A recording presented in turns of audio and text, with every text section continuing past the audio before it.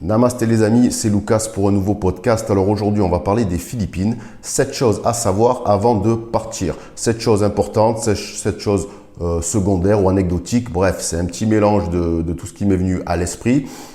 Liste évidemment non exhaustive. Alors pourquoi je vous parle des Philippines? Tout simplement parce que j'y suis allé en 2019 dans le cadre d'un congé sabbatique de 8 mois. Durant lequel j'ai parcouru une bonne partie de l'Asie seul et en sac à dos. Alors, voyons ensemble 7 choses à savoir. La première, c'est que c'est pauvre. Alors vous allez me dire, oui, c'est pas une surprise, merci pour l'info. Disons que c'est une pauvreté un peu spéciale. Je m'explique. J'ai fait des pays, on va dire, voisins, comme la Malaisie, le Vietnam, le Cambodge, la Thaïlande. Et là aussi, évidemment, il y a des niveaux de pauvreté assez importants selon où on va. Mais moi, ce qui m'a choqué, alors choqué au sens pas...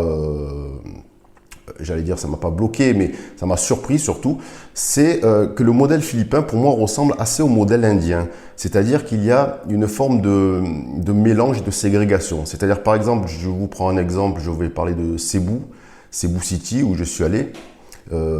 Et là, dans certains quartiers, notamment sur l'île qui est à côté, Mactan, ce que j'ai remarqué, c'est qu'il y avait dans la même rue, par exemple, d'un côté des hôtels haut de gamme, des resorts 4, 5 étoiles, et de l'autre côté de la rue des bidonvilles. C'est-à-dire qu'il n'y a pas vraiment de frontières, dans ce que j'ai vu en tout cas, c'est peut-être pas le cas dans toutes les Philippines, mais il n'y a pas vraiment de frontières comme chez nous. Vous savez, en France, on a par exemple dans les grandes villes, il y a certains quartiers sont plutôt riches, d'autres sont pauvres. En général, les très pauvres sont souvent en banlieue, à l'extérieur de la ville. Et bien là-bas, aux Philippines, tout comme en Inde, ce n'est pas vrai. C'est-à-dire que les très pauvres et les très riches se côtoient. Alors, ils se côtoient, oui et non. Là aussi, petite subtilité, c'est qu'il y a, moi j'ai trouvé comme une forme d'apartheid. C'est-à-dire que les pauvres et les riches peuvent vivre sur le même, on va dire, kilomètre carré. Par contre, il y a comme une frontière entre les deux, une frontière matérielle. C'est-à-dire qu'aux Philippines, vous allez trouver de partout, dans les hôtels, mais également peut-être sur les plages privées, les résidences, des barrières, carrément des barrières avec des gardes armés, des contrôles d'identité. Vous voyez, c'est une séparation pauvre-riche qui est plus affichée. Ça me fait penser un peu justement au modèle sud-africain ou brésilien. Deuxième chose à savoir plus positive, c'est que les gens sont très souriants, très polis. Globalement, moi j'ai trouvé qu'on se rapprochait du niveau de l'Inde. Vous savez, en Inde, si vous connaissez l'Inde ou le Sri Lanka, les gens sont toujours souriants, ils viennent vous parler. Bon, aux Philippines, ils sont moins, on va dire, prolixes. On vous aborde moins dans la rue qu'en Inde, par exemple. Mais les gens, globalement, sont quand même souriants et polis. Et puis, ça fait plaisir. Troisième chose à savoir, les plages sont magnifiques. Alors évidemment, je vous parle des plages que j'ai vues. Je n'ai pas fait toutes les Philippines. Hein. J'y suis resté un mois. Et j'ai trouvé qu'elles étaient, celles que j'ai vues en tout cas, d'une blancheté vraiment pure, d'une propreté extraordinaire. Et ça peut, pour moi, c'est les plus belles que j'ai vues comparé à, par exemple, la Thaïlande. Vous voyez, où il y a quand même encore, c'est beaucoup plus touristique.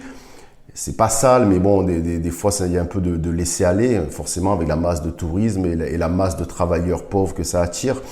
Mais aux Philippines, il y a quand même ce truc. C'est-à-dire, on a vraiment des endroits paradisiaques. Et comme vous avez des milliers d'îles, vous avez, contrairement à la Thaïlande, justement, la possibilité d'aller dans des endroits qui sont encore épargnés par le tourisme de masse. Et c'est un avantage. Par contre, petit bémol, c'est que aux Philippines, et notamment à Cebu, le gouvernement, alors je crois que c'est le gouvernement d'avant Duterte, d'après ce que m'avait dit une Philippine, a privatisé à tour de bras les plages. Résultat, beaucoup de plages sont payantes. Alors c'est pas cher pour un occidental évidemment, mais après pour les locaux c'est malheureux, mais pour eux ça devient cher et c'est triste. C'est même injuste qu'on les prive de ce qui leur appartient. Et donc vous avez énormément de plages privées. Alors soit c'est une plage simple, privée, il n'y a rien d'autre, quoi. Il y a des transats, etc. Soit c'est carrément les hôtels, les resorts qui, en fait, se sont accaparés de la plage qui est devant eux. Voilà, c'est à nous, interdit aux badauds, etc. Donc ça, j'ai trouvé ça un peu assez violent, assez injuste. Mais bon, qu'est-ce que vous voulez que je vous dise? Apparemment, il y a aussi beaucoup de corruption dans ce pays. Donc voilà le résultat. Autre chose à savoir, alors là c'est anecdotique, mais pas forcément pour un Français ou même un Européen, c'est qu'il y a de la bonne bière. Et oui, la bière emblématique, c'est Ah, j'ai oublié, c'est là. Ah merde, c'est là, c'est là. Ah là, c'est la Horse. Je crois que c'est la Horse. Ou King Horse, ça y est, j'ai oublié. Enfin, vous la trouverez, vous ne verrez que ça. Donc, ils ont de la bière bonne, qui parfois forte, ambrée, et c'est un détail, ok, mais contrairement à des pays comme le Vietnam, la Thaïlande ou la Malaisie, où là, ils ont de la bière, évidemment, comme partout, sauf que c'est des bières qui, pour moi, se rapprochent plus de l'eau que de la bière, finalement. Vous savez, des bières qui n'ont pas de goût, qui font juste 2, 3, 4, 5 degrés, alors que là-bas, on va dire, ils savent vivre, ils ont de la bonne bière, et ça, c'est positif. Alors, il nous reste encore 3 choses à voir. J'en profite pour vous dire que je viens de publier mon livre qui s'appelle Aller simple pour la liberté. Et donc, ce livre retrace, comme je vous en parlais, mon voyage, mon congé sabbatique de 8 mois, seul en sac à dos à travers l'Asie, donc Philippines, Thaïlande, Vietnam, Inde, Sri Lanka, etc. Et donc, c'est un récit dans lequel je vous embarque dans ces pays. Donc, si ça vous intéresse, si vous avez ce projet, vous avez besoin d'en apprendre plus, eh bien, je vous partage mes rencontres, mes impressions et je vous explique surtout ce que ça a changé dans ma vie. Car ce voyage a changé littéralement ma vie. Donc, si ça vous intéresse, je vous mets le lien dans la description. Allez, on continue. 5e chose à savoir, alors ça aussi c'est anecdotique dans un sens, c'est peut-être même risible, rigolo, mais je tiens à le dire, c'est que comme en Thaïlande, si vous connaissez la Thaïlande, eh bien, il y a beaucoup de ladyboys aux Philippines, énormément. Je pense qu'il y en a en proportion, à mon avis, autant qu'en Thaïlande, même si on en parle moins. Alors, qu'est-ce qu'un ladyboy pour les gens qui ne savent pas? Eh bien, un ladyboy, c'est un transsexuel, c'est-à-dire un homme qui a pris l'apparence, les traits d'une femme. Alors, ils prennent des hormones, ils se font implanter des seins, ils se font mettre du botox, en fait, tout ce qu'on peut imaginer de chirurgie esthétique. Et donc, il y en a beaucoup aux Philippines et ça m'a surpris. Alors ça, c'est pour les mecs, je vous le dis, soyez prudents, enfin, sauf si ça vous intéresse, hein, après chacun son délire. Mais par contre, attention, c'est rassurant, et c'est pareil en Thaïlande, vous savez, contrairement à il y a un peu une légende sur les ladyboys, notamment que l'on voit à travers des films américains ou français. Alors là, je pense à Pattaya ou Very Bad Trip, vous voyez, où en gros, on voit le touriste occidental qui débarque en Asie, il rencontre une super femme, une belle femme dans un bar, il la ramène chez lui à l'hôtel et puis il s'aperçoit eh bien qu'elle a un engin entre les jambes. Voilà. Alors ça, honnêtement, il y a très peu de chances que ça vous arrive. Pourquoi? Parce que en fait, les ladyboys, vous en voyez partout, dans les bars, dans la rue, sur les sites de rencontres aussi. Et ce qu'elles font ou ce qu'ils font, je ne sais pas comment on dit. En fait, ils avertissent, c'est marqué. Par exemple, si vous faites Tinder, machin, aux Philippines, c'est marqué ladyboy. Voilà, il y a pas de il n'y a pas d'arnaque, ce ne sont pas des gens qui vont essayer de vous piéger. Ça c'est juste dans les films. La réalité, c'est que ce sont des gens honnêtes et très bien intégrés dans la société philippine globalement. Voilà. 6e chose à savoir. Alors, là aussi à nuancer, j'ai envie de vous dire que c'est un pays dangereux. Dangereux, mais en fait, c'est pas vrai. Moi, il ne m'est rien arrivé. Je me suis jamais vraiment senti en insécurité. Mais quand je dis dangereux, c'est dans le sens que si on le compare à d'autres pays asiatiques, c'est ce que je fais dans tous ces podcasts, c'est que j'aime bien comparer parce que souvent les gens qui partent en Asie, comme je l'ai fait, en général font plusieurs pays.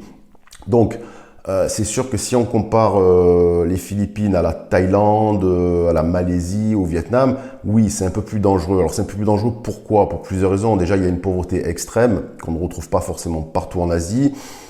Il y a aussi une culture des gangs, un peu à l'américaine, ce qu'on ne retrouve pas de partout non plus. Et puis, il y a surtout les ravages de la drogue. Alors, vous ne l'ignorez peut-être pas, ça a été très médiatisé en France il y a quelques années. Rodrigo Duterte, le président, on va dire, très contesté des Philippines, avec une politique anti-drogue vraiment très, très dure et implacable.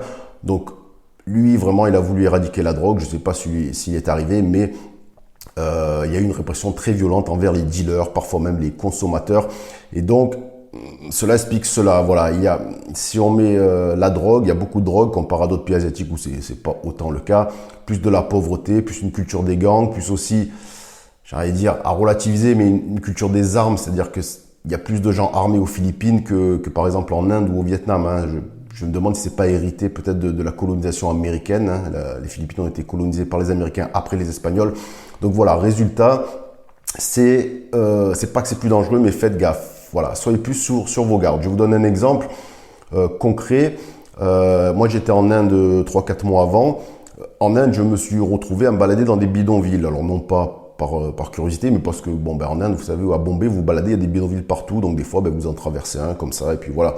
Donc, en Inde, Je ne me suis jamais senti en insécurité, même dans un bidonville, c'est-à-dire vraiment où on trouve les gens les plus pauvres de tout le pays.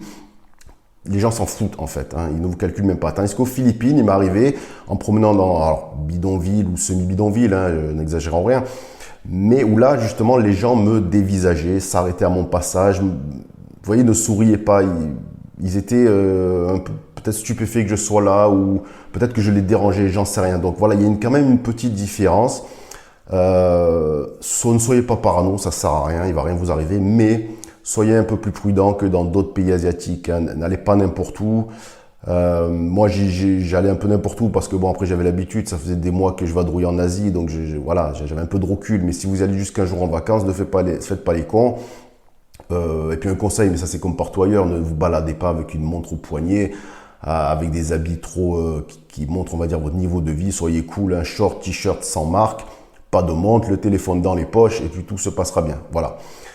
Septième chose à savoir, alors là, bon, aussi à relativiser, mais moi j'ai trouvé qu'il y avait beaucoup trop de malbouffe aux Philippines. Alors sûrement encore un héritage des Américains, décidément, avec leur malbouffe de merde. Donc il y a énormément, notamment dans les grandes villes, vous allez voir beaucoup de fast-food. Il y a le célèbre, c'est Jollibee, je crois, c'est le fast-food philippin, et tout un tas de trucs qui ressemblent à du KFC, du McDo. Voilà, il y a cette culture d'un peu de bouffer de la merde, et vous le verrez d'ailleurs dans la façon dont s'habillent les gens. J'ai remarqué aussi, il y a une certaine culture américaine. Voilà. Donc, forcément, la nourriture, c'est pas terrible. Alors, par contre, je vous rassure, vous allez pouvoir trouver des petits restos, de la street food comme partout en Asie. Donc, privilégiez plutôt cela, parce que si vous vous retrouvez dans ces fast-food où ils ont des espèces de chaînes qui ressemblent à des Buffalo Grill, enfin des trucs dans le genre, bon, vous allez bouffer de la merde, et franchement, moi, s'il y a un truc que je n'aime pas, c'est que je ne traverse pas la planète pour bouffer au McDo. Donc, si vous y allez, évitez ce genre d'enseigne, ce genre de chaîne, c'est de la merde. Et mangez plutôt dans des petits restos ou carrément dans la rue, pourquoi pas. Voilà, c'est terminé. Donc, j'ai fait d'autres vidéos. Je ne sais pas si elles sont sorties ou pas encore. J'ai pas encore décidé. Donc, sur d'autres pays, sur le même thème, hein, l'Inde, le Vietnam, le Sri Lanka, la Malaisie, le Vietnam. Donc, si ça vous intéresse, allez voir, jetez un œil sur ma chaîne. Et puis pour terminer, je vous rappelle mon livre Aller simple pour la liberté. Je vous embarque avec moi en Asie. On voit ce qui se passe, les rencontres, les impressions. Bref, une super aventure que je vous invite vraiment à faire. Si ça vous intéresse, le lien est dans la description. Merci de m'avoir écouté. Allez, ciao, ciao.